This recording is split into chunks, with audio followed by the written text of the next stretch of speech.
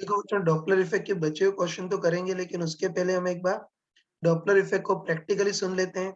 तो मैंने क्लास में बताया था कि कोई भी गाड़ी या कोई भी सोर्स हमारे पास आ रहा हो, तो हमको उसकी आवाज ज्यादा तीखी सुनाई देती है, मतलब फ्रीक्वेंसी ज्यादा अपीयर होती है।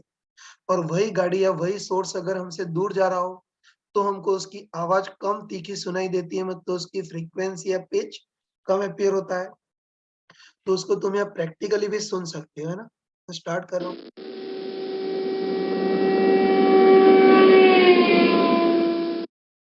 इससे पता चल गया होगा कि जब ट्रेन पास आ रही हो, तो उसकी पिच या फ्रीक्वेंसी ज्यादा अपीयर होगी, और जब ट्रेन दूर जा रही हो, तो उसकी फ्रीक्वेंसी या पिच या तीखापन कम अपीयर होगा। इस वापस से तुम सुन सकते हो।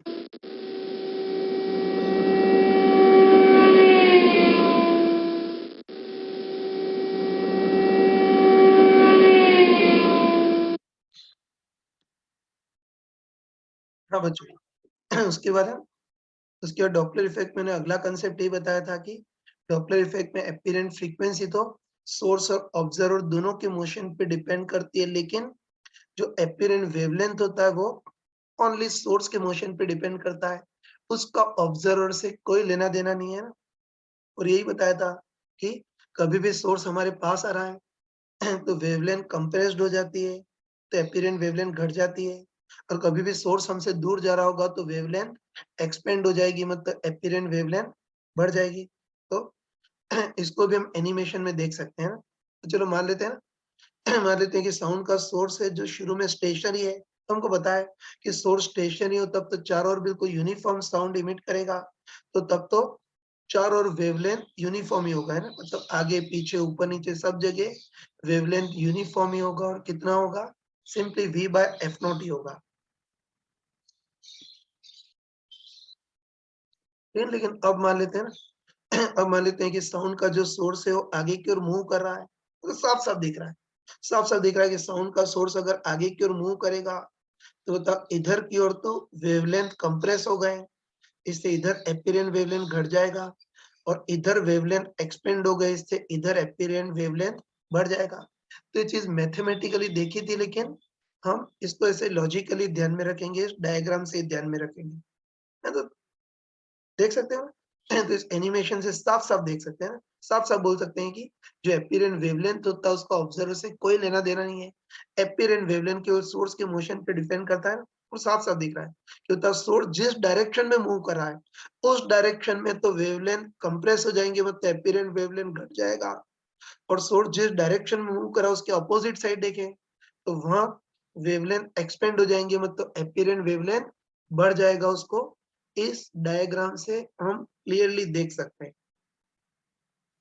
हाँ बच्चों, तो देखो पिछली क्लास में मैंने ये भी बताया था कि पिछली क्लास में ये भी बताया था कि स्लाइटली डिफरेंट फ्रीक्वेंसी के साउंड वेव मिक्स हो तो बीट्स प्रोड्यूस होती है। और ये बताया था कि बीट्स में ना, ये बताया था कि बीट्स में एक ही पोजीशन पर इक्विवेलेंट एम्पलीट्यूड या इक्विवेलेंट इंटेंसिटी टाइम के साथ पीरियोडिकली चेंज करते हो, तो एक ही प्लेस पर कभी तो साउंड की इंटेंसिटी ज्यादा हो जाएगी, फिर कम, फिर ज्यादा, फिर कम, इस टाइप से होगा, है। तो ये बीट्स को भी तुम सुन सकते हो। मैं स्टार्ट कर रहा हूँ।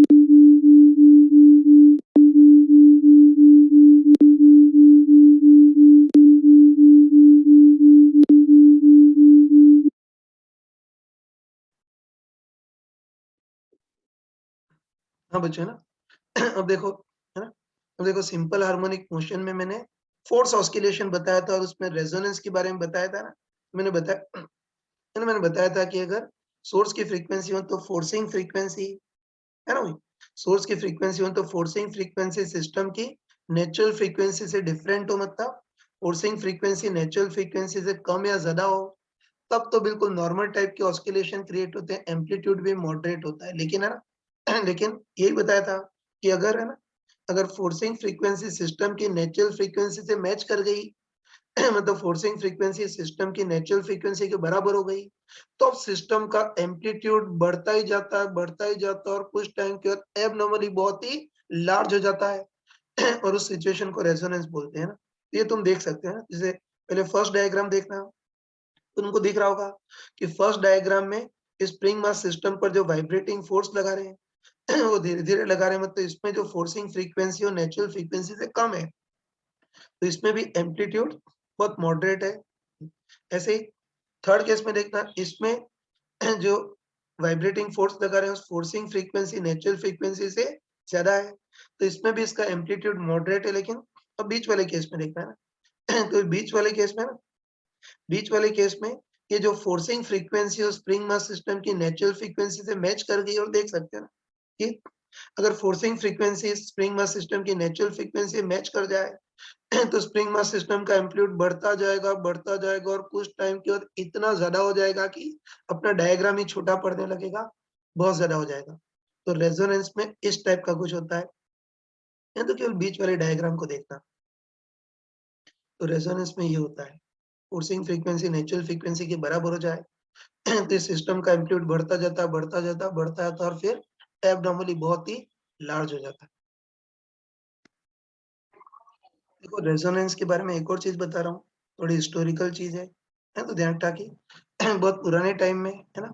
बहुत पुराने टाइम में इस रेजोनेंट कंडीशन का इंजीनियरिंग में कोई ज़्यादा यूज़ नहीं करते थे। तो ध्यान रख, सबसे पहले 1947 में वॉशिंगटन में टैकोमा नैरो ब्रिज था, जो कि स्ट्रेंथ के अकॉर्डिंग बिल्कुल परफेक्ट बना था, है ना? लेकिन एक बार हवा के वाइब्रेशन से उसका एम्पलीट्यूड बढ़ता गया और कुछ टाइम के बाद वो ब्रिज टूट गया।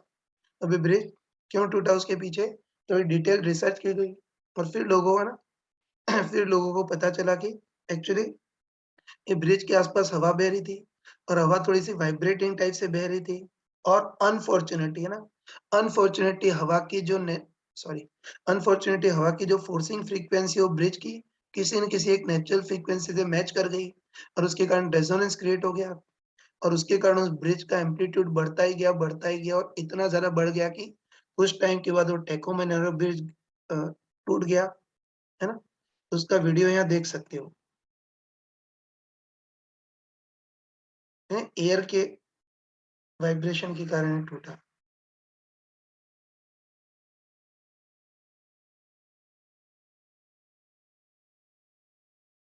ठीक है, तो इस इवेंट के बाद अब जो सिविल इंजीनियरिंग में जो भी ऐसे स्ट्रक्चर बनाते हैं उसमें रेजोनेंस कंडीशन का भी ध्यान रखते हैं, मतलब ब्रिज का वेट ज़रूरत से ज़्यादा रखते हैं, ताकि इस ब्रिज की फ्रीक्वेंसी है, ताकि इस ब्रिज की नेचुरल फ्रीक्वेंसी हवा और ऐसी फोर्सिंग फ्रीक्वेंसी से मैच ना करे और रेजोनेंस क्रिएट ना हो। अब जो सिविल इंजीनियरिंग के जो स्ट्रक्चर बनाते हैं उसमें इस चीज़ का भी ध्यान रखा जाता है।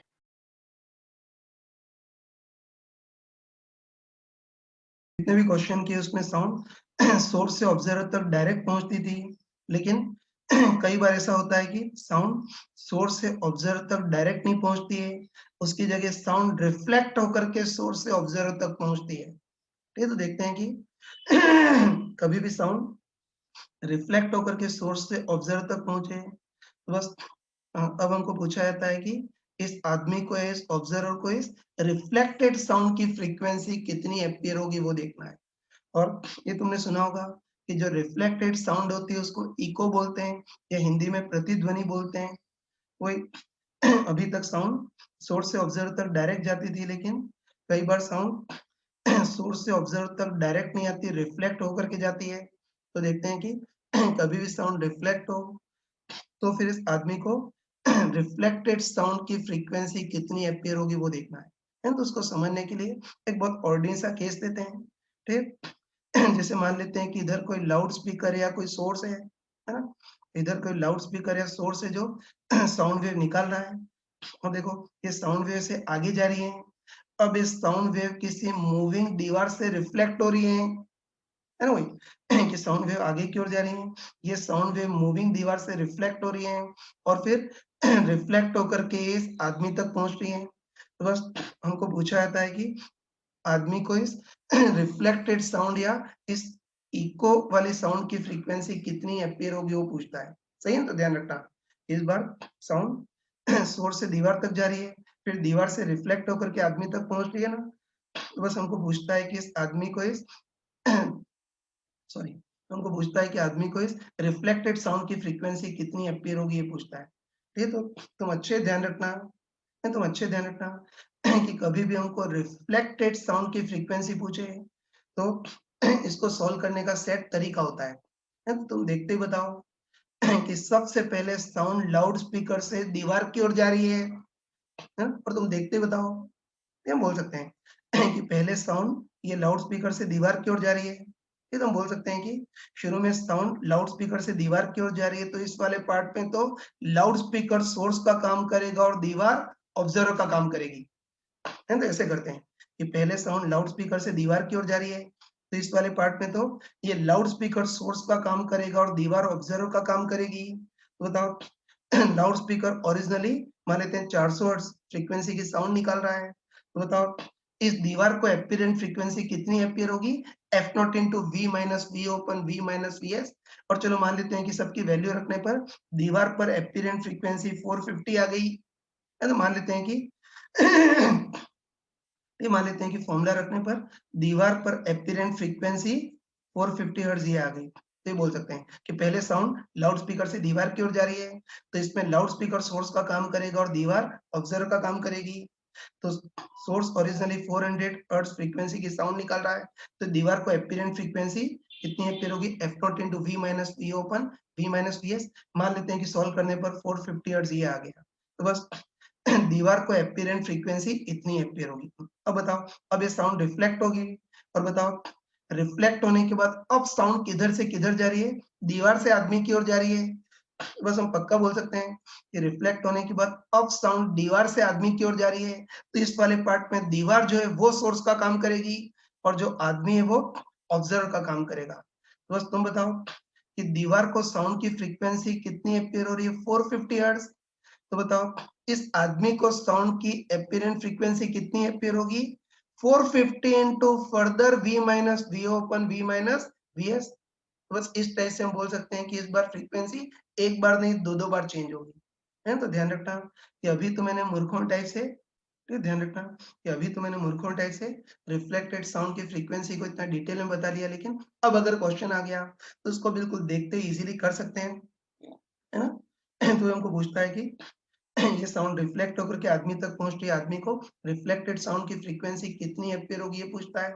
बस ध्यान रखना ये ध्यान रखना है, कभी भी रिफ्लेक्टेड साउंड की फ्रीक्वेंसी निकालनी हो तो सेट तरीका है कि बताओ पहले साउंड लाउड स्पीकर से दीवार की ओर जा रही है, तो इस वाले पार्ट में तो लाउड स्पीकर सोर्स का काम करेगा और दीवार ऑब्जर्वर का काम करेगी, तो फ्रीक्वेंसी एक बार मॉडिफाई होगी। और उसके बाद है ना, उसके बाद रिफ्लेक्टेड होने के बाद अब साउंड दीवार से आदमी तक जा रही है, तो अब जो दीवार है वो सोर्स का काम करेगी और आदमी ऑब्जर्वर का काम करेगा, तो फ्रीक्वेंसी एक बार और मॉडिफाई होगी। है, तो ये इसको करने का तरीका होता है। इनके पहले साउंड लाउड स्पीकर से दीवार की ओर जा रही है, तो ये लाउड स्पीकर सोर्स और दीवार ऑब्जर्वर का, और रिफ्लेक्ट होने के बाद साउंड दीवार से आदमी तक पहुंच रही है, तो इसमें दीवार सोर्स का और आदमी ऑब्जर्वर का, तो इस बार फ्रीक्वेंसी एक बार नहीं दो बार मॉडिफाई होगी। अब बच्चों देखो, अभी तो हमने रिफ्लेक्टेड साउंड की फ्रीक्वेंसी निकालने का कंसेप्ट देखा। अब उसी का एक एग्जांपल लेते हैं, है ना? और ये बहुत बार इस टाइप के क्वेश्चन पूछे जाते हैं, तो इसको ध्यान से देखना। ये पहले मैं क्वेश्चन बोल देता हूँ। तो इसमें हमको दे रखा है कि कोई गाड़ी है, ये हॉर्न बजा रही है, और गाड़ी जो हॉर्न बजा रही है उसकी ओरिजिनल फ्रीक्वेंसी 200 हर्ट्ज है ना? गाड़ी के अंदर कोई आदमी भी बैठा हुआ है।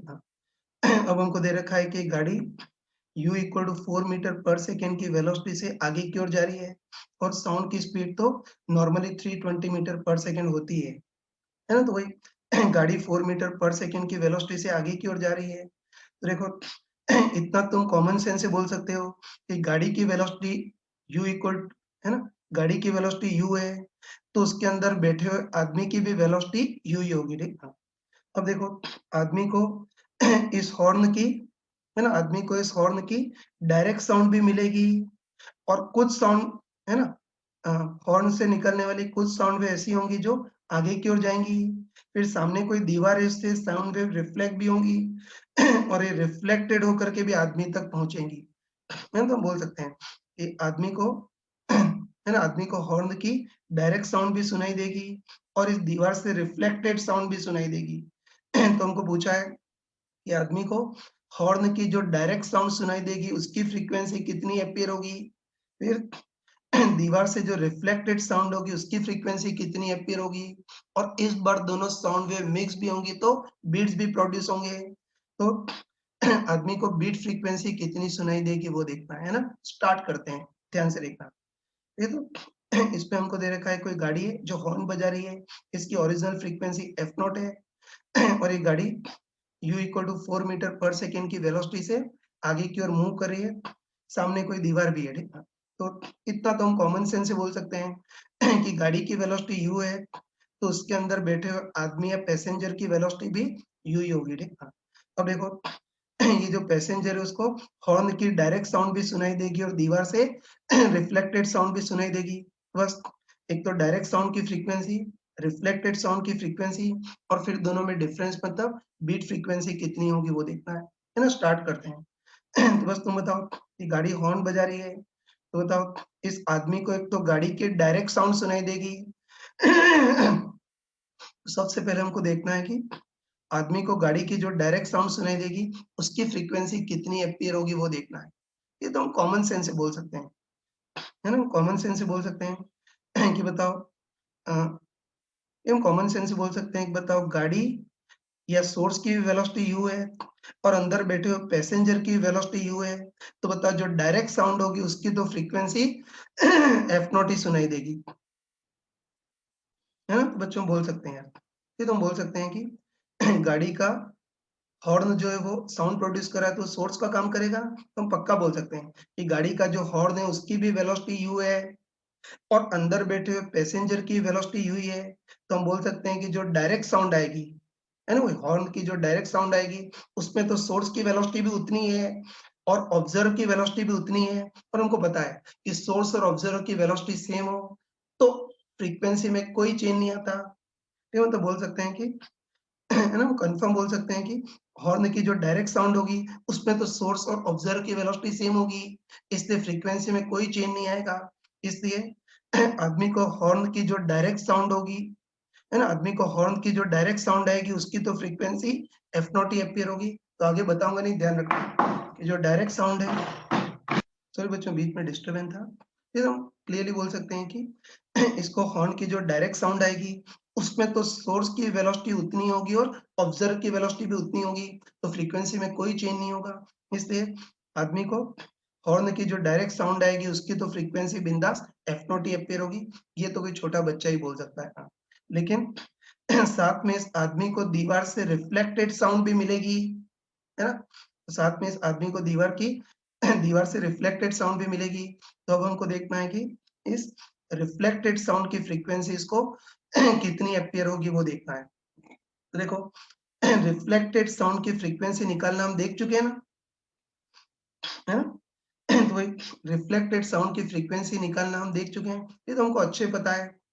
ये हमको अच्छे पता है कि पहले साउंड वेव गाड़ी से दीवार की ओर जाएंगी, तो इस वाले पार्ट में गाड़ी सोर्स का काम करेगी और दीवार ऑब्जर्वर का काम करेगी, और फिर रिफ्लेक्ट होने के बाद ये साउंड वेव दीवार से इस आदमी तक जाएंगी, तो इसमें जो दीवार है वो सोर्स का काम करेगी और आदमी ऑब्जर्वर का काम करेगा। तो जो रिफ्लेक्टेड वेव है उस, है ना, जो रिफ्लेक्टेड वेव है उसमें फ्रीक्वेंसी दो बार चेंज होगी। स्टार्ट करते हैं। तो डायरेक्ट साउंड की तो फ्रीक्वेंसी एफ नॉट, अब ये दीवार से जो रिफ्लेक्टेड साउंड है उसकी फ्रीक्वेंसी कितनी अपीयर होगी वो देखना है। तो इजीली कर सकते हैं ना। तो तुम बताओ कि सबसे पहले, है ना, तुम बताओ कि सबसे पहले साउंड वेव गाड़ी से दीवार की ओर जा रही है ना, कि सबसे पहले साउंड वेव गाड़ी से दीवार की ओर जा रही है, तो इस वाले पार्ट में गाड़ी सोर्स का काम करेगी और दीवार ऑब्जर्वर का काम करेगा। तो बताओ गाड़ी से जो साउंड निकल रही है उसकी ओरिजिनल फ्रीक्वेंसी एफ नॉट है, तो बताओ दीवार को एपिरेंट फ्रीक्वेंसी कितनी अपीयर होगी, F naught into V minus V open V minus V S. नहीं बोल सकते हैं कि पहले साउंड वेव गाड़ी से दीवार की ओर जाएगी, तो इसमें गाड़ी सोर्स और दीवार ऑब्जर्वर का काम करेगा। गाड़ी जो साउंड निकाल रही है उसकी ओरिजिनल फ्रीक्वेंसी एफ नॉट है, तो दीवार को एपिरेंट फ्रीक्वेंसी कितनी अपीयर होगी, F naught into V minus V open V minus V S. मैं वेरिएबल में ही कर रहा हूँ। तो दीवार को एपिरेंट फ्रीक्वेंसी कितनी अपीयर होगी, F naught we minus V open V minus V S. इसमें वी और वी एस की वैल्यू साइन के साथ रखेंगे। तो पहले साइन कन्वेंशन देख लेते हैं। तो तुम देखते बताओ, है ना? देखते ही बताओ कि इस वाले पार्ट में सोर्स इधर है और ऑब्जर्वर इधर है, तो इसमें सोर्स टू ऑब्जर्वर इस वाली डायरेक्शन को पॉजिटिव लेंगे, बस। और वैल्यू रख सकते हैं ना, तो दीवार को एपियरेंट फ्रीक्वेंसी कितनी एपियर होगी, F naught we minus V open V minus V F, पहले वी ओ, तो बताओ इसमें ऑब्जर्व का काम तो दीवार कर रही है जो बिल्कुल रुकी हुई है, तो दीवार है, ऑब्जर्व की वेलोसिटी तो 0 और वी एस, तो तुम बताओ कि सोर्स का काम गाड़ी कर रही है और गाड़ी की वेलोसिटी यू इधर की ओर है ना, तो बता इसको पॉजिटिव माना है, और गाड़ी या सोर्स की वेलोसिटी यू उधर की हो रही है, इसलिए ये प्लस यू लेंगे। बस हम बोल सकते हैं कि दीवार को एपियरेंट फ्रीक्वेंसी यहाँ लिख देता हूँ, ये बताओ दीवार को एपियरेंट फ्रीक्वेंसी कितनी एपियर होगी बताओ, F naught into V open V minus U, और दीवार को जो फ्रीक्वेंसी एपियर होगी उसको एफ डैश बोल देते हैं। तो बस पहला पार्ट तो हमने कर लिया, तो पक्का बोल सकते हैं कि पहले साउंड वेव गाड़ी से दीवार की ओर जाएगी, तो उसमें तो गाड़ी सोर्स का काम करेगी और दीवार ऑब्जर्वर का काम करेगा, तो गाड़ी ओरिजिनली एफ नॉट फ्रीक्वेंसी की साउंड निकाले, तो बताओ दीवार को एपियरेंट फ्रीक्वेंसी कितनी एपियर होगी, ये F dash equal to F naught V open V minus U, तो दीवार को फ्रीक्वेंसी इतनी एपियर होगी, या किताबी शब्दों में बोले तो दीवार पर जो साउंड वेव टकराएगी उसकी फ्रीक्वेंसी इतनी होगी।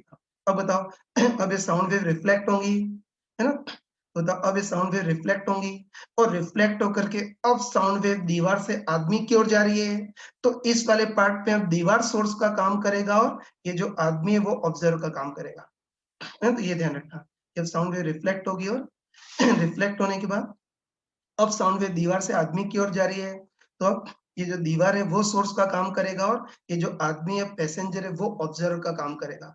तो तुम बताओ, है ना, तुम बताओ कि दीवार पर साउंड की फ्रीक्वेंसी एफ डैश है ना, दीवार पर साउंड की फ्रीक्वेंसी एफ डैश है, तो इस आदमी को अब तीसरी फ्रीक्वेंसी एपियर होगी, और कितनी एपियर होगी, F dash into further V minus V open V minus V S, ये तो ये ध्यान रखना, ये रिफ्लेक्ट होकर के दीवार से आदमी तक जा रही है ना, अब दीवार सोर्स आदमी ऑब्जर्व का काम करेगा, तो बताओ दीवार पर जो साउंड है उसकी फ्रीक्वेंसी एफ डैश है, तो इस आदमी को तीसरी फ्रीक्वेंसी एपियर होगी, और कितनी एपियर होगी, F dash into further V minus V open V minus V S, है ना, बस हम बोल सकते हैं कि दीवार पर फ्रीक्वेंसी एफ डैश है, तो इस पैसेंजर को तीसरी फ्रीक्वेंसी एपियर होगी, और कितनी होगी, F dash into further V minus V open V minus V S, तो एफ डैश तो कितना है, F naught V open V minus U है into further V minus V open V minus V S, बस इसमें भी V O V S की value sign के साथ रखेंगे, तो तुम बताओ,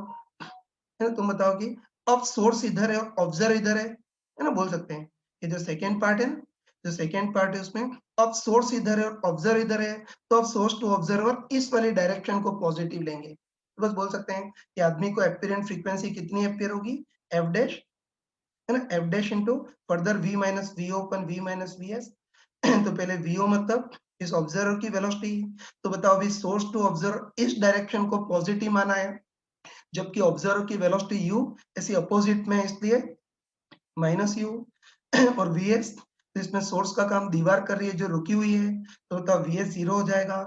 तो बताओ एफ डबल डैश मतलब, एफ डबल डैश मतलब इस आदमी को रिफ्लेक्टेड साउंड की फ्रीक्वेंसी इतनी एपियर होगी, आगे सॉल्व कर लोगे ना, सॉल्व करोगे तो v से v कैंसिल हो जाएगा, तो सॉल्व करेंगे तो इस आदमी को रिफ्लेक्टेड साउंड की फ्रीक्वेंसी कितनी एम्पियर होगी, एफ नॉट, ऊपर तो v प्लस यू हो जाएगा, ऊपर नीचे v माइनस यू, तो बस दोनों निकाल लिए, ये तो पक्का पता चल गया कि आदमी को गाड़ी की जो डायरेक्ट साउंड सुनाई देगी उसकी तो फ्रीक्वेंसी बिंदास एफ नॉट ही होगी, लेकिन इसको जो दीवार से रिफ्लेक्टेड साउंड सुनाई देगी उसकी फ्रीक्वेंसी एफ नॉट से ज्यादा होगी, और बताओ रिफ्लेक्टेड साउंड की फ्रीक्वेंसी इसको कितनी सुनाई देगी, F naught into V plus U open V minus U इतनी होगी, ठीक है।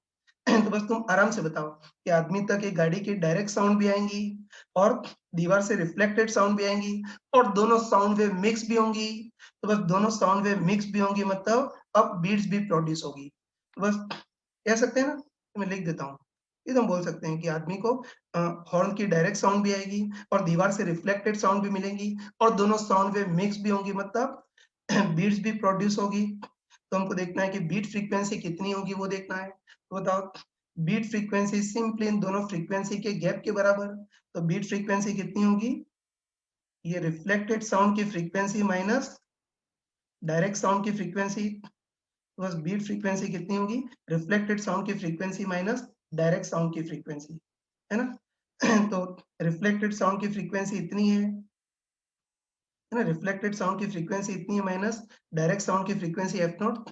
इन दोनों को तुम घटा दोगे और एलसीएम लेकर के सॉल्व करोगे तो बीट फ्रीक्वेंसी आ जाएगी।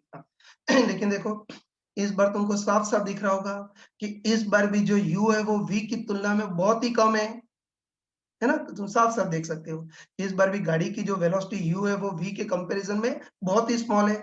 और मैंने तुमको चमका करके बताया था कि कभी भी एक के कंपैरिजन में दूसरा बहुत ही स्मॉल हो तो फिर हम अप्रोक्सीमेशन लगा सकते हैं, मतलब बाइनोमियल थ्योरम लगा सकते हैं। तो एक बार बीट फ्रीक्वेंसी निकालने के पहले इस रिफ्लेक्टेड साउंड की फ्रीक्वेंसी को थोड़ा सा मॉडिफाई कर लेते हैं, ठीक है। बस मैं लिख देता हूँ एफ डबल डैश को हम रिफ्लेक्टेड साउंड की फ्रीक्वेंसी बोल सकते हैं।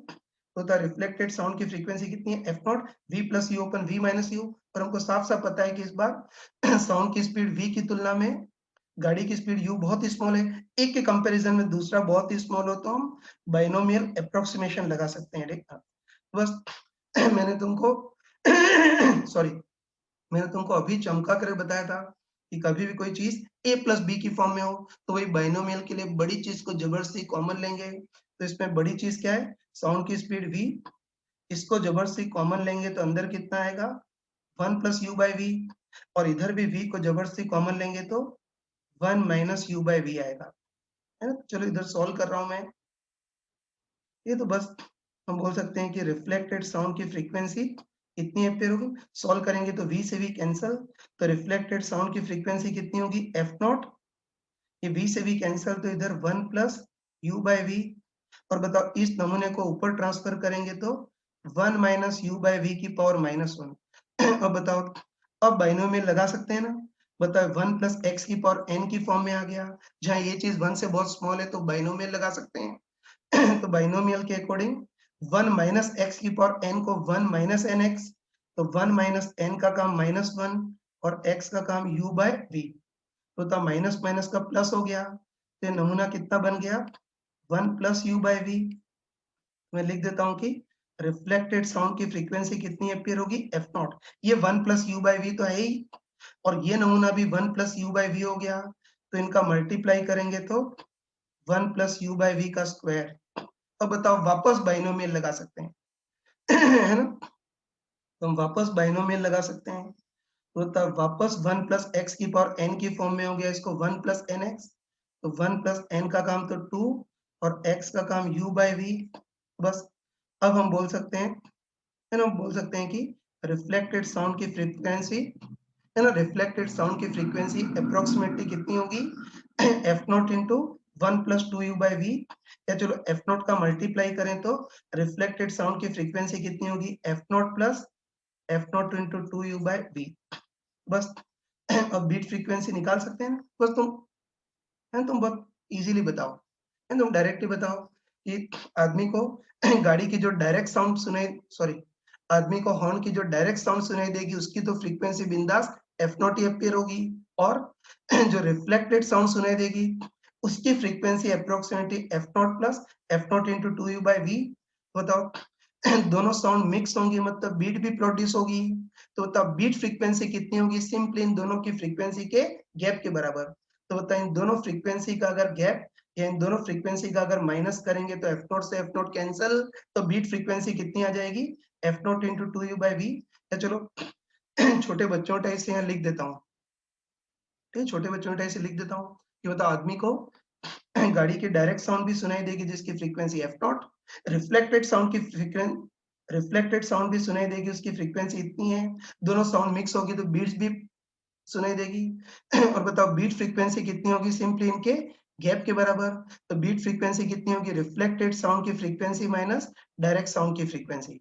बस तुम बताओ कि रिफ्लेक्टेड साउंड की फ्रीक्वेंसी तो कितनी है F naught plus F naught into 2 U by V minus direct sound की फ्रीक्वेंसी एफ नॉट।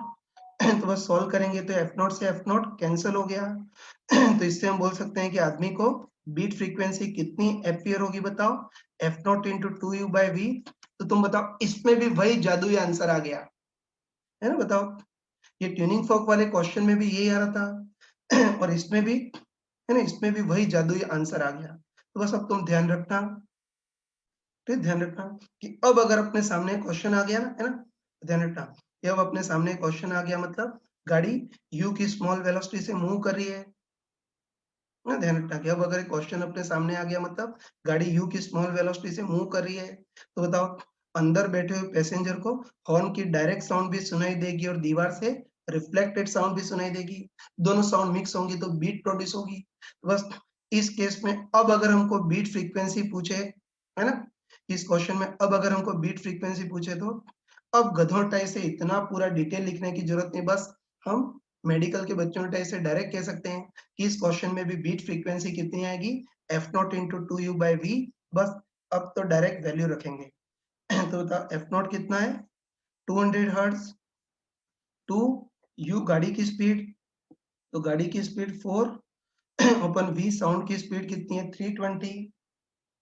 बस इसको सॉल्व करेंगे तो बीट फ्रीक्वेंसी आई थिंक इतनी आ जाएगी 5 बीट पर सेकेंड, ये आ गई, ठीक है तो ये थोड़ा ध्यान रखना यार, ये ध्यान रखना कि अभी तो हमने मूर्खों टाइप से डिटेल में किया है कि डायरेक्ट साउंड की फ्रीक्वेंसी निकाली, शरीफों के टाइप से रिफ्लेक्टेड साउंड की फ्रीक्वेंसी निकाली, गधों टाइप से अप्रोक्सीमेशन लगाया और घटाया तो बीट फ्रीक्वेंसी इतनी आ गई। लेकिन ध्यान रखना कि अब अगर क्वेश्चन आ गया तो मेडिकल के बच्चों टाइप से इस फॉर्मूले का डायरेक्ट यूज करेंगे, तो इस क्वेश्चन की शक्ल पहचान लेना, ठीक है, तो ध्यान रखना कि गाड़ी बहुत स्मॉल स्पीड से मूव कर रही हो, अंदर बैठे हुए पैसेंजर को डायरेक्ट साउंड भी मिलेगी और रिफ्लेक्टेड साउंड भी मिलेगी, और ध्यान रखना कि अगर गाड़ी की स्पीड साउंड की स्पीड के कंपैरिजन में बहुत स्मॉल हो तो उस केस में हम बिंदास एक लाइन में बोल सकते हैं कि beat frequency F naught into two U by V. बस सॉल्व करेंगे तो 5 बीट पर सेकेंड ये आ गई, ये तो बीट फ्रीक्वेंसी आ गई। अब अगर हमको रिफ्लेक्टेड साउंड की फ्रीक्वेंसी पूछे तो हम डायरेक्ट बोल सकते हैं कि बताओ जो डायरेक्ट साउंड है उसकी तो फ्रीक्वेंसी एफ नॉट मतलब 200 हर्ट्ज और रिफ्लेक्टेड साउंड की फ्रीक्वेंसी ज्यादा होगी, और कितनी ज्यादा होगी 5 जितनी ज्यादा होगी, तो रिफ्लेक्टेड साउंड की फ्रीक्वेंसी 200 प्लस 5 मतलब 205 हर्ट्ज डायरेक्ट कर सकते हैं, ठीक है। अब ध्यान रखना कि ये वाला जुगाड़, है ना, ये वाला जुगाड़ हम तभी लगा सकते हैं जब इस क्वेश्चन में गाड़ी की स्पीड काफी कम हो। बाकी ध्यान रखना कि गाड़ी की स्पीड 4 की जगह 40 मीटर पर सेकेंड होती, साउंड की स्पीड के कंपेरेबल होती, तो फिर हमें जुगाड़ नहीं लगा सकते थे, तब हमको इस बेसिक मेथड से करना ही पड़ता।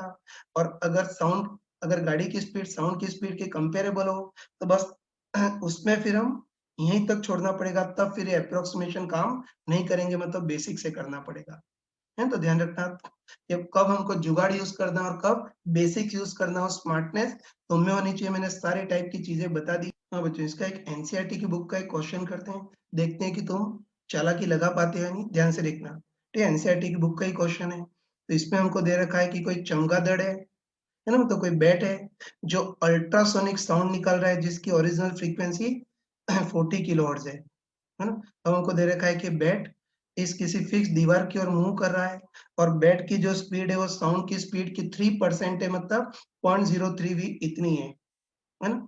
अब बताओ बैट साउंड निकाल रहा है ना, तो बताओ बैट को खुद की जो डायरेक्ट साउंड है वो भी इसकी कानों तक पहुंचेगी, है ना, वही कि खुद की जो डायरेक्ट साउंड है वो भी इसकी कानों तक पहुंचेगी, और कुछ साउंड वेव ऐसी होंगी जो दीवार से रिफ्लेक्ट होकर के इसकी कानों तक पहुंचेंगी।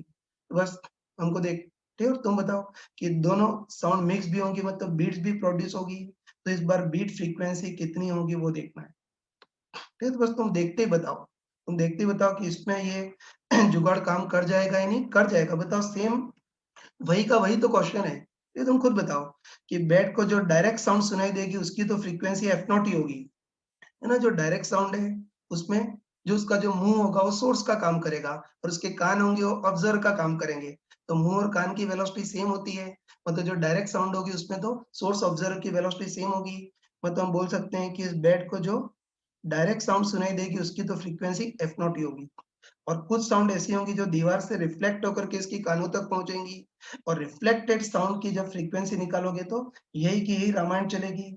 और साफ साफ दिख रहा है कि इस बैट की स्पीड साउंड की स्पीड के कंपैरिजन में बहुत स्मॉल है, तो वही के वही सारे अप्रोक्सीमेशन चलेंगे, है ना, वही के वही सारे अप्रोक्सीमेशन चलेंगे।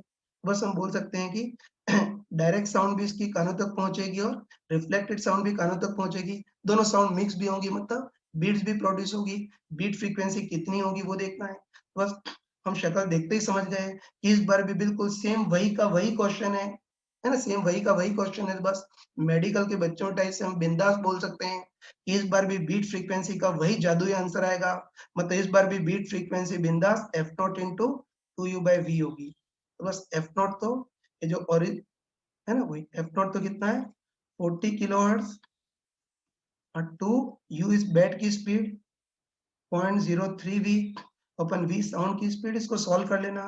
तो इसको सॉल्व करोगे तो बीट फ्रीक्वेंसी इसको सॉल्व करोगे तो बीट फ्रीक्वेंसी 2.4 किलोहर्ट्ज ये आएगी, है ना? बीट फ्रीक्वेंसी इतनी आएगी। देखना बीट फ्रीक्वेंसी इतनी आ गई तो कई बार पूछता है कि इसको रिफ्लेक्टेड साउंड की फ्रीक्वेंसी कितनी एम्पियर होगी। तुम डायरेक्ट बताओ कि इस बैट को खुद की जो डायरेक्ट साउंड है ना, बैट को खुद की जो डायरेक्ट साउंड है उसकी तो फ्रीक्वेंसी एफ नॉट ही एम्पियर होगी, मतलब 40 किलोहर्ट्ज ही होगी, है ना? बोल सकते हैं कि बैट को जो डायरेक्ट साउंड है उसकी तो फ्रीक्वेंसी एफ नॉट मतलब 40 किलोहर्ट्ज ही एम्पियर होगी और रिफ्लेक्टेड साउंड की फ्रीक्वेंसी ज्यादा एम्पियर होगी, है ना? तुम खुद बताओ तुम खुद बताओ कि जो पहला वाला पार्ट है उसमें भी सोर्स और ऑब्जर्व रिलेटिवली पास आ रहे हैं तो फर्स्ट स्टेप में भी फ्रीक्वेंसी बढ़ेगी, और जो सेकंड पार्ट है उसमें भी सोर्स और ऑब्जर्व रिलेटिवली पास आ रहे हैं तो फ्रीक्वेंसी और बढ़ेगी। ठीक है, तो हम कंफर्म बोल सकते हैं, हम कंफर्म बोल सकते हैं कि डायरेक्ट साउंड की तो फ्रीक्वेंसी एफ नॉट ही होगी, लेकिन रिफ्लेक्टेड साउंड की फ्रीक्वेंसी एफ नॉट से ज्यादा होगी, और कितनी ज्यादा होगी 2.4 किलोहर्ट्ज जितनी ज्यादा होगी। तो हम कंफर्म बोल सकते हैं कि डायरेक्ट साउंड की फ्रीक्वेंसी तो एफ नॉट मतलब 40 किलोहर्ट्ज ही होगी और रिफ्लेक्टेड साउंड की फ्रीक्वेंसी ज्यादा होगी, और कितनी ज्यादा होगी 2.4 किलोहर्ट्ज ज्यादा होगी। तो रिफ्लेक्टेड साउंड की फ्रीक्वेंसी 40 प्लस 2.4 किलोहर्ट्ज, सॉल्व करेंगे तो 42.4 किलोहर्ट्ज। अगर गधों टाइप से पूरा घिस करे करोगे तब भी आंसर वही आएगा, लेकिन तब तक गाड़ी छूट जाएगी। अब देखो बैट को एक्चुअली दिखता नहीं है, तुमने सुना होगा कि बैट एक्चुअली देख तो नहीं सकता है, बस ये डॉपलर इफेक्ट के बेसिस पर ही, है ना, डॉपलर इफेक्ट के बेसिस पर ही अपनी और दीवार, सॉरी, ये बैट तुमको पता होगा कि उसको दिख नहीं सकता है, ये वो देख नहीं सकता है। तो बैट ध्यान रखना कि डॉपलर इफेक्ट वाले कंसेप्ट के बेसिस पे ही अपनी खुद की स्पीड कैलकुलेट करता है। सामने जो शिकार है उसकी स्पीड भी इस डॉपलर इफेक्ट के बेसिस पे ही कैलकुलेट करता है। तो देखो बैट को डॉपलर इफेक्ट आता है और तुमको नहीं आता है, तो बताओ दोनों में कौन ज्यादा इंटेलिजेंट हुआ? हाँ बच्चों, एक क्वेश्चन मैं तुमको करने के लिए दे रहा हूँ, इसको देखना। ये पहले किया था वैसा ही है। इस बार भी हमको दे रखा है कोई गाड़ी है जो u की कांस्टेंट वेलोसिटी से आगे की ओर मूव कर रही है, और गाड़ी के अंदर कोई पैसेंजर बैठा हुआ है। ये गाड़ी हॉर्न बजा रही है जिसकी ओरिजिनल फ्रीक्वेंसी 300 हर्ट्ज है। ये तो बताओ अंदर जो पैसेंजर होगा उसको गाड़ी की डायरेक्ट साउंड भी सुनाई देगी, उसकी तो फ्रीक्वेंसी 300 हर्ट्ज ही होगी, लेकिन साथ में इस स्टेशनरी दीवार से रिफ्लेक्टेड साउंड भी सुनाई देगी। तो बस हमको पूछा है कि इस आदमी को रिफ्लेक्टेड साउंड की फ्रीक्वेंसी कितनी सुनाई देगी वो देखना है, और उसमें दो पार्ट हैं। पहले पार्ट में तो हम साउंड की स्पीड 320 मीटर पर सेकेंड दे रखी है, तो रिफ्लेक्टेड साउंड की फ्रीक्वेंसी निकालनी है। और दो पार्ट है, पहले पार्ट में दे रखा है कि गाड़ी की वेलोसिटी v से काफी कम है, मतलब 8 मीटर पर सेकेंड है, और सेकेंड केस में गाड़ी की वेलोसिटी काफी ज्यादा है, साउंड की स्पीड के कंपेरेबल है, मतलब 80 मीटर पर सेकेंड है। दोनों केस में रिफ्लेक्टेड साउंड की फ्रीक्वेंसी कितनी होगी वो देखना है। ये तो इसमें स्मार्टनेस होनी चाहिए यार कि कब जुगाड़ लगाना और कब शरीफों के टाइप से करना, है ना? कोई स्मार्ट पर्सन हो तो शक्ल देखते ही समझ गया होगा कि ये हमने अभी जो पीछे क्वेश्चन किया था बिल्कुल ऐसा ही क्वेश्चन है ना, है ना? तो स्मार्ट पर्सन हो तो देखते ही पता चल गया होगा कि फर्स्ट केस में गाड़ी की स्पीड साउंड की स्पीड के कंपैरिजन में काफी कम है, तो इसमें जुगाड़ काम कर जाएगा। और सेकेंड केस में गाड़ी की स्पीड जो है वो साउंड की स्पीड के कंपेरेबल है, तो इसमें हमको बेसिक कैलकुलेशन से करना पड़ेगा। ये तो 4 मिनट के लिए इस वीडियो को पॉज कर दो और तुम खुद ट्राई करो। हाँ बच्चों, मेरे ख्याल से जो सिंसियर होगा उसने कर लिया होगा। ये तो मैं बहुत शॉर्ट में बताया था। तो हमको पूछा है कि रिफ्लेक्टेड साउंड की फ्रीक्वेंसी कितनी होगी वो देखना है। पहले फर्स्ट पार्ट में हमको दे रखा है कि गाड़ी की स्पीड 8 मीटर पर सेकेंड है, तो साफ-साफ दिख रहा है कि फर्स्ट केस में गाड़ी की स्पीड साउंड की स्पीड के कंपैरिजन में काफ़ी कम है, तो इसमें ये वाला जुगाड़ अपना काम कर जाएगा, ठीक है। ये तो हम कन्फर्म बोल सकते हैं कि आदमी को गाड़ी की डायरेक्ट साउंड भी सुनाई देगी, और जो गाड़ी की डायरेक्ट साउंड सुनाई देगी उसकी तो फ्रीक्वेंसी एफ नॉट ही होगी, मतलब 300 हर्ट्ज होगी, और साथ में रिफ्लेक्टेड साउंड भी सुनाई देगी, है ना? और दोनों साउंड मिक्स होंगी तो बीट भी प्रोड्यूस होगी। और मैंने बताया था कि इस घिसे पिटे क्वेश्चन में अगर गाड़ी की स्पीड साउंड की स्पीड के कंपैरिजन में बहुत कम हो तो बीट फ्रीक्वेंसी का जादुई फॉर्मूला क्या होता है, एफ नॉट इंटू 2u/v। बस एफ नॉट तो 300, 2 u गाड़ी की वेलोसिटी 8 अपन v 320, इसको सॉल्व करेंगे तो 15 बीट पर सेकेंड ये आएगी। बस तुम आराम से बताओ कि जो डायरेक्ट साउंड सुनाई देगी उसकी तो फ्रीक्वेंसी एफ नॉट में तो 300 हर्ट्ज ही होगी, और जो रिफ्लेक्टेड साउंड होगी उसकी फ्रीक्वेंसी थोड़ी सी ज्यादा होगी, बताया था ना? बताओ पहले जो साउंड आगे जा रही है, नहीं बताया था, ये बताओ ये जो साउंड आगे जा रही है उसमें भी सोर्स और ऑब्जर्व रिलेटिवली पास आ रहे हैं, फ्रीक्वेंसी बढ़ेगी। ये जो पीछे आ रही है उसमें भी सोर्स और ऑब्जर्व रिलेटिवली पास आ रहे हैं तो फ्रीक्वेंसी और बढ़ेगी। बस कह सकते हैं कि जो डायरेक्ट साउंड है उसकी तो फ्रीक्वेंसी एफ नॉट में तो 300 हर्ट्ज ही होगी, और ये जो रिफ्लेक्टेड साउंड है उसकी फ्रीक्वेंसी ज्यादा होगी, और कितनी ज्यादा होगी, 15 जितनी ज्यादा होगी। बस बोल सकते हैं कि डायरेक्ट साउंड की फ्रीक्वेंसी 300 है, बीट फ्रीक्वेंसी 15 है, मतलब रिफ्लेक्टेड और डायरेक्ट साउंड की फ्रीक्वेंसी में गैप 15 है, तो रिफ्लेक्टेड साउंड की फ्रीक्वेंसी 300 से 15 जितना ज्यादा, मतलब 315 हर्ट्ज होगी। पहले पार्ट में जुगाड़ से कर लिया। सेकेंड पार्ट में देखना, तो सेकेंड पार्ट में इस बार गाड़ी की स्पीड साउंड की स्पीड के कंपेरेबल है, इसलिए इसमें वो जुगाड़ या जादुई फॉर्मूला काम नहीं करेगा, इसमें हमको बेसिक से करना पड़ेगा जैसे इसमें किया था। पहले साउंड आगे जा रही है तो ये सोर्स और ये ऑब्जर्वर, और फिर साउंड दीवार से आदमी तक जा रही है तब दीवार सोर्स और आदमी ऑब्जर्वर। तो इसको सॉल्व करेंगे तो, है ना, इसको सॉल्व करेंगे तो सेकेंड पार्ट में रिफ्लेक्टेड साउंड की फ्रीक्वेंसी का ये वाला एक्सप्रेशन आएगा, उसमें v 320 और u की वैल्यू 80 रखेंगे, है ना? सेकेंड पार्ट में हमको डिटेल में करना पड़ेगा, तो रिफ्लेक्टेड साउंड की फ्रीक्वेंसी, है ना, डिटेल से करोगे तो ये आ जाएगी एफ नॉट इंटू, है ना, v plus you upon v minus you. अब इसको सिस्टमेटिक सॉल्व करेंगे तो सेकेंड पार्ट में रिफ्लेक्टेड की फ्रीक्वेंसी तुम्हारे पास 500 हर्ट्ज आ गई। तो ये स्मार्टनेस होनी चाहिए कि फर्स्ट केस में गाड़ी की स्पीड काफी कम है जुगाड़, और सेकेंड केस में गाड़ी की स्पीड कंपेरेबल है, इसलिए इसमें कोई बेसिक डिटेल मेथड से करना होगा। ये मैंने बहुत शॉर्ट में सॉल्यूशन बताया है, शायद जो इंटेलिजेंट होगा उसने कर लिया होगा।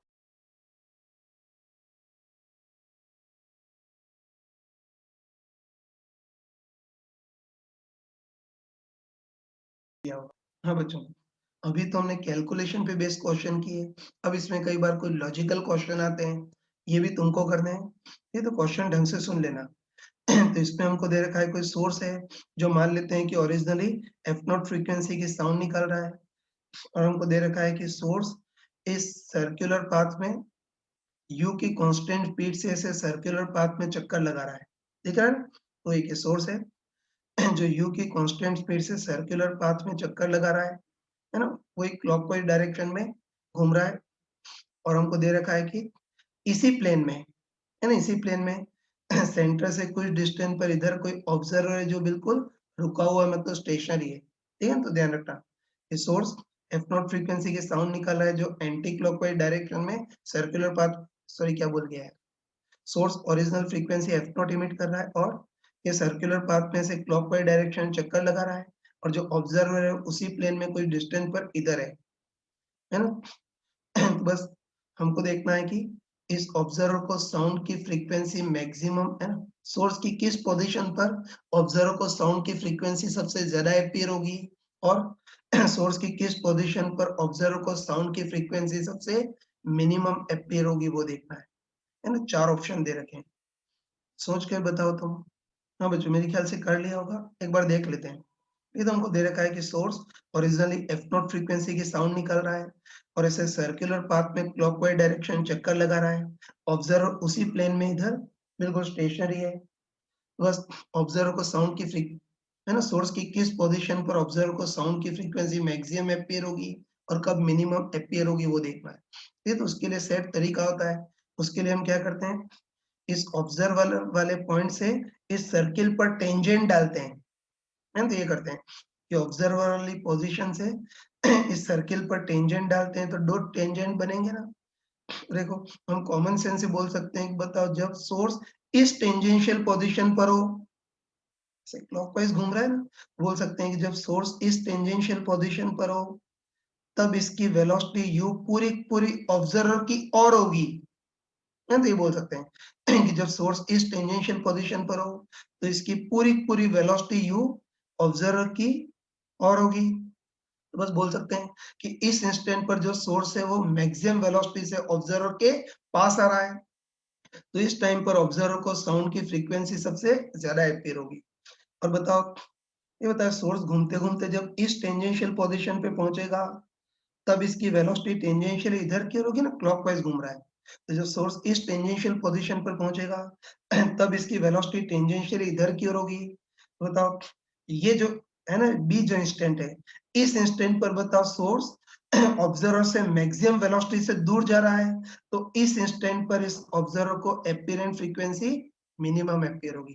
तो बस इसका आंसर ये हो गया कि ऑब्जर्वर वाली पोजीशन पर सर्किल पर टेंजेंट डालेंगे तो बस जब सोर्स इस टेंजेंशियल पोजीशन पर होगा तब सोर्स मैक्सिमम वेलोसिटी से ऑब्जर्वर के पास आ रहा होगा, तो इस इंस्टेंट पर ऑब्जर्वर को अपीयरेंट फ्रीक्वेंसी सबसे ज्यादा अपीयर होगी। और जब सोर्स इस टेंजेंशियल पोजीशन पर होगा तब ये मैक्सिमम वेलोसिटी से ऑब्जर्वर के दूर जा रहा होगा, तो इस इंस्टेंट पर इसको अपीयरेंट फ्रीक्वेंसी सबसे कम अपीयर होगी।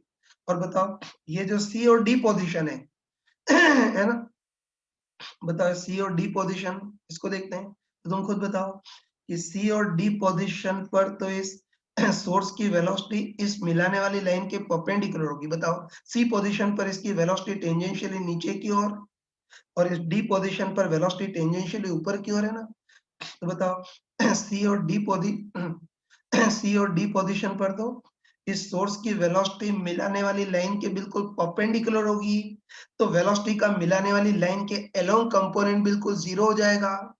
और बताओ, मिलाने वाली लाइन के अलोंग कंपोनेंट बिल्कुल जीरो हो जाएगा, मतलब इन दोनों इंस्टेंट पर तो फ्रीक्वेंसी में कोई चेंज नहीं होगा, मतलब ऑब्जर्वर को जो रियल फ्रीक्वेंसी एफ नॉट वही अपीयर होगी।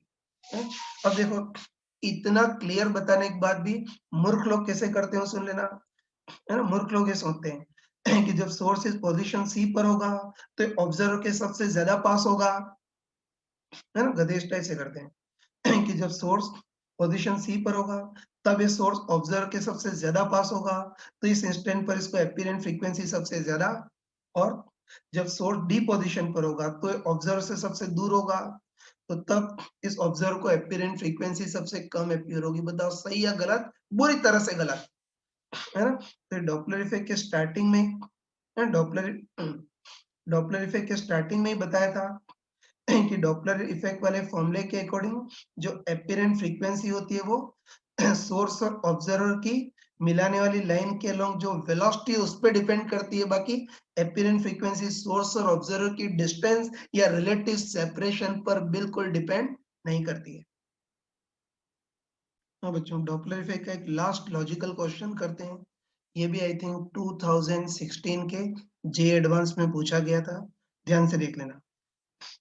ठीक, देखो इसमें हमको दे रखा है कि कोई सोर्स है जो साउंड वेव निकाल रहा है, ठीक है, मान लेते हैं कि ठीक, हमको दे रखा है एक सोर्स जो साउंड वेव निकाल रहा है, उसकी ओरिजिनल फ्रीक्वेंसी एफ नॉट है और साउंड की speed v equal to 330 metre per second वो ये है। और हमको दे रखा है कि इस बार सोर्स बिल्कुल रुका हुआ है, मतलब सोर्स बिल्कुल फिक्स है। अब देखो, अब हमको दे रखा है कि इससे कुछ डिस्टेंस पर, है ना, इससे कुछ डिस्टेंस पर इधर एक्स एक्सिस है और हमको दे रखा है कोई सुनने वाला ऑब्जर्वर है, लिसनर है, ये एक्स एक्सिस के अलोंग यू की कांस्टेंट वेलोसिटी से मूव कर रहा है और हमको दे रखा है कि observer x tends to minus infinite से x tends to plus infinite तक बिल्कुल u की कांस्टेंट वेलोसिटी से मूव कर रहा है। बस अलग अलग पोजीशन पर इसको अपीयरेंट फ्रीक्वेंसी अलग अलग अपीयर होगी ना।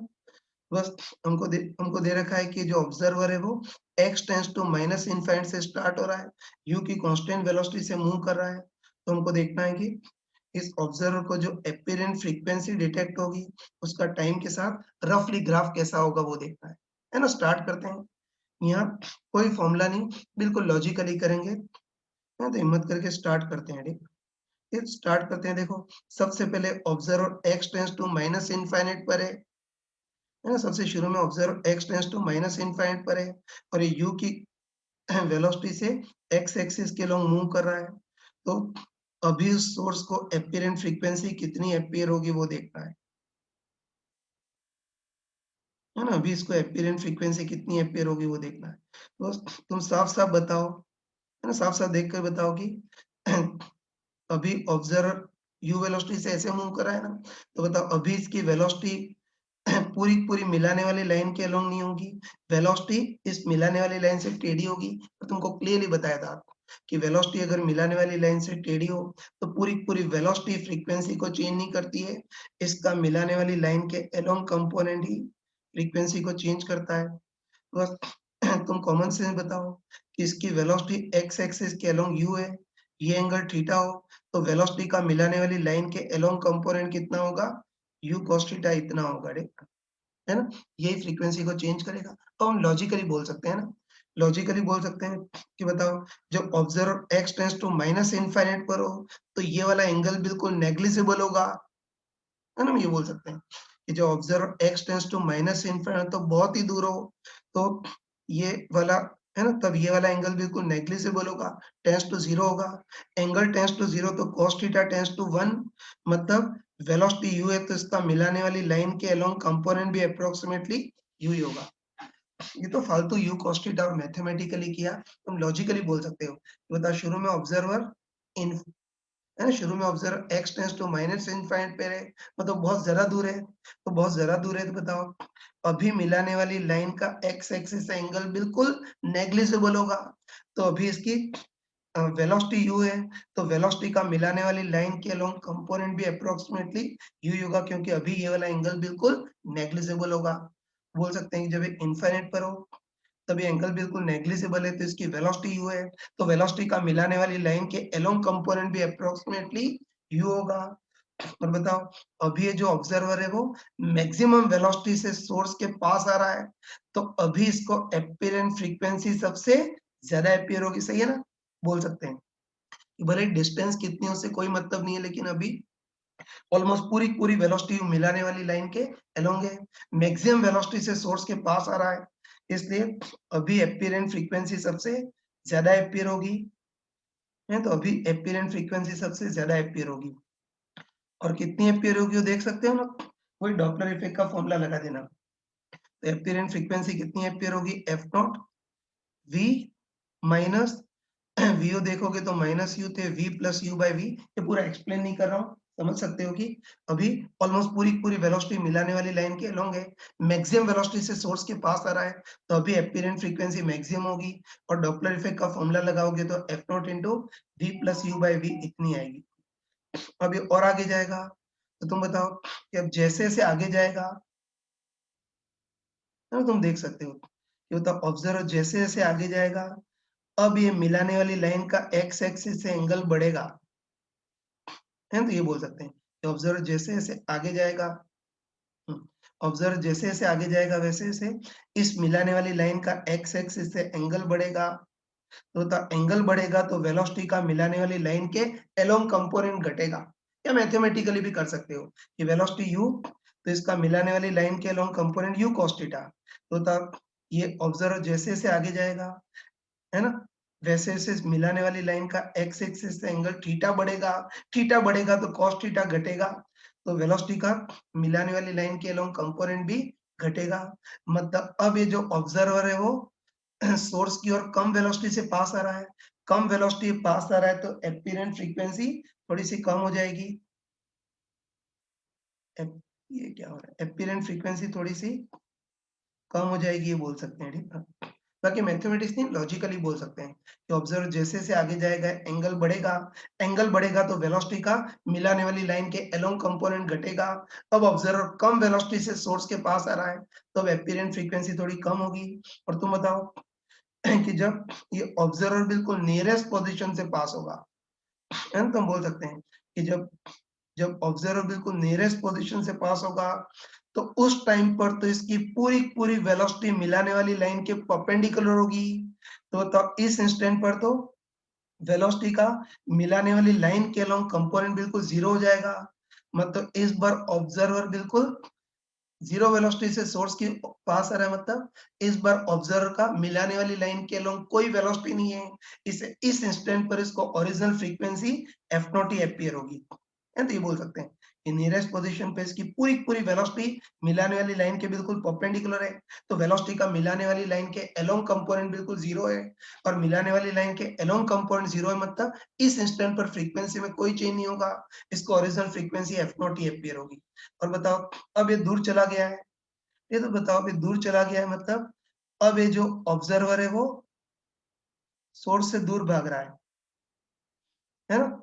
ये देख सकते हैं कि बताओ और आगे जाएगा तो अब ये जो ऑब्जर्वर है वो सोर्स से दूर भाग रहा है, और तो ऑब्जर्वर सोर्स से दूर भाग रहा है, इससे अब जो एपिरेंट फ्रीक्वेंसी होगी वो एफ नॉट से कम होगी, है ना? एपिरेंट फ्रीक्वेंसी एफ नॉट से कम होगी। फिर उसके बाद बताओ, जैसे-जैसे और आगे जाएगा ये, है ना? इसकी वेलोसिटी का दूर भगाने वाला कंपोनेंट और बढ़ेगा तो एपिरेंट फ्रीक्वेंसी और घटेगी।